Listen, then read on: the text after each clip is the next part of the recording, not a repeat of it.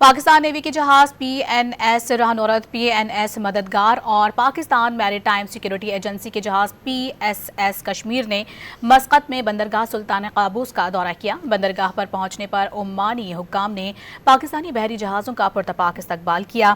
I S P R کے مطابق دورے کے دوران مشن کمانڈر اور کمانڈنگ افسران نے رائل نیوی آف عمان کی اعلیٰ بحری قیادت سے ملاقاتیں کی۔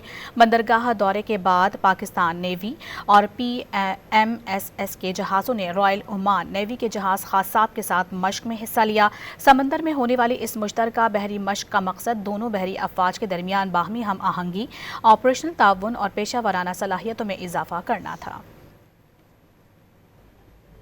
پاکستان نیوی کے جہاز پی این ایس رہنورد، پی این ایس مددگار اور پاکستان میری ٹائم سیکورٹی ایجنسی کے جہاز پی ایس ایس کشمیر نے مسقط میں بندرگاہ سلطان قابوس کا دورہ کیا۔ بندرگاہ پر پہنچنے پر عمانی حکام نے پاکستانی بحری جہازوں کا پرتپاک استقبال کیا۔